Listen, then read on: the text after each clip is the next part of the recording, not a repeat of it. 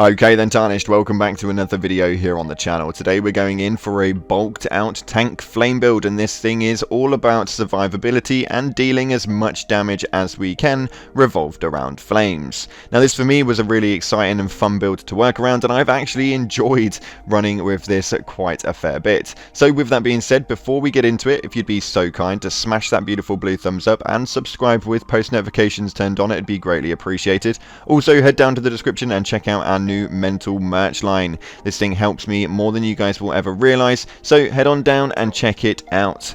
Okay, let's take a look at this giant ass bulked out tanky flame build. So starting off with the items that we have got the Blasphemous Blade. This is going to be our #1 piece, mainly because this heals on attack and it's quite powerful with the flame attachments. We've also got the Gravelstone Seal, though you can use absolutely any seal you want. It's not really important too much for this build, so just grab hold of any. We've got the Fingerprint Stone Shield. Now this is absolutely cracked out because it is so damn strong and will, although cause a lot of weight, is also going to protect you more than you realise. Now, when we get into things such as the armor, you are not going to really want to have much of a problem with this, as long as you utilize the armor to attract as much poise as you can. As you can see, we're on about 50 poise. What this is going to do is it's going to stop you guys from getting knocked back, getting staggered, and not being able to attack as much as possible. Now, when we get through to the talismans though, there is going to be some important moves, including the Fire Scorpion Charm, and this raises the fire attack, but lowers the damage negation. So obviously we're bulked out, so we don't need to worry about that too much, but we are going to be having a fire attack buff for the Blasphemous Blade. Then we've got the Shard of Alexander, which greatly boosts the attack power of skills, which is going to be the L2 ability on the Blasphemous Blade, which, as you have seen in the beginning clip, is going to cause a fair bit of damage.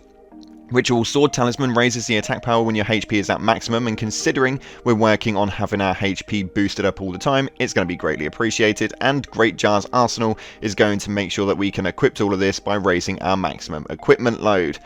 Now, that's with the talismans and weapons and all that lined out, we can move on to the Wondrous Physick, which is going to have the Flame Shrouding cracked here and the Stone Barb cracked here to make sure that we have got a boost in the fire attack, and it's also going to make sure that we can break the stance a lot easier. Now, you can also utilize one other, but I kind of didn't want to move into it too much because we've got such a high pose, which is going to stop us from getting knocked anyway. But you could also utilize the tier right here, which is the Leaden Hard tier, which is temporarily boosting the poise in the mixed physick, which will mean that you guys will not get staggered or knocked back whatsoever. So make your choice and pick your poison. From there, we're going to be looking at the stats. Now, we have got quite a high character, and I really do regret it. Although, what we're going to be focusing on is the Vigor, Strength, and Faith. These are going to be your 3 highest points that you want to work into, mainly because that is exactly how the Sword Blasphemous Blade specs into. Plus, with a higher Vigor, considering we're going to be making as much moves as we can to heal up consistently without having to use our potions, this is going to be the 3 items you want to spec into the most. So, with that being said, acquire it to your level as you wish. When we look into the incantations though, Flame Grant Me Strength is going to be our #1 friend in this, and I kind of wanted to keep the incantations to a minimum so that it could be utilized throughout more frequently and not have to buff up 4 or 5 times before you cause that damage that you want to go to, but this is going to raise the physical and fire affinity attack power.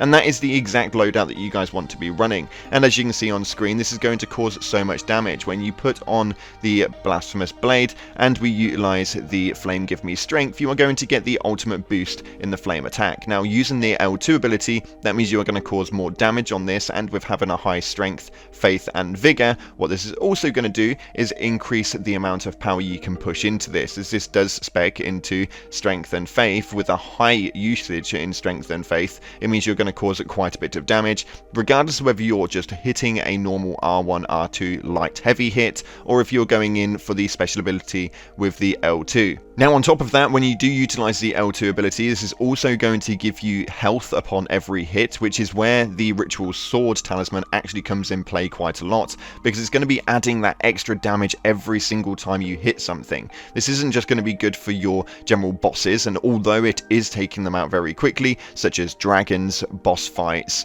standardized adds, great bosses and stuff like that, this is also going to work very well against general minions, hordes, and all of that good stuff. As an overall overall, this is a real over-rounded character build, and this works really, really well, mainly because you've also got that fingerprint shield, which you can use to block so many attacks, and that's going to cause for quite a decent parry feature that you guys can utilize on this. Now, with the fingerprint shield, you do actually have to take off the Ash of War, so I would recommend changing the Ash of War to a, well, no Ash of War, and that's going to enable you to hold on to that fingerprint shield and utilize the Blasphemous Blade special ability at the exact same time without having to switch it out. The one thing I like about this build is that it is short, sweet, and useful, mainly because the only incantation we're running on is the Flame Give Me Strength, which essentially means we can pop that at any point to add the extra damage, do what we need to do, get back out of the way, pop that Flame Give Me Strength again, and we haven't got to mess around with using 4 or 5 incantations, plus a sword buff, plus this buff. This is just a nice, wholesome build which you guys can work on to make sure that you guys have as much survivability and as much attack damage as possible. Now, to stop this video from being like 15-20 minutes long, I have got guides for the Blasphemous Blade and for the Fingerprint Shield down in the description below for you guys to go and check out, so you can just go ahead and grab them. And with the talismans, they are but a simple YouTube search away. We do have some of the guides for them, but we don't have all of them. This is going to be a really easy build to actually get though, although you will have to take out Rykard for the Blasphemous Blade, as an overall everything in this build is relatively easy to obtain.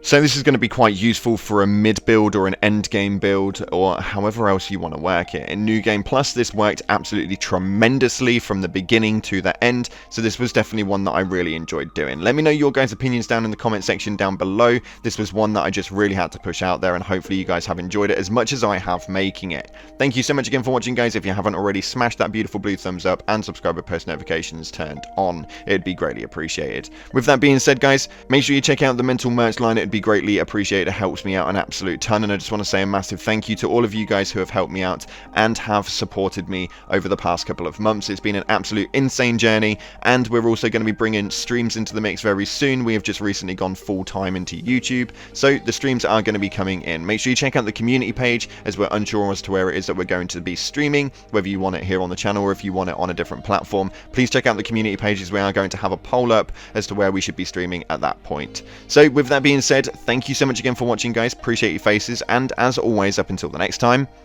I'll see you in the clouds.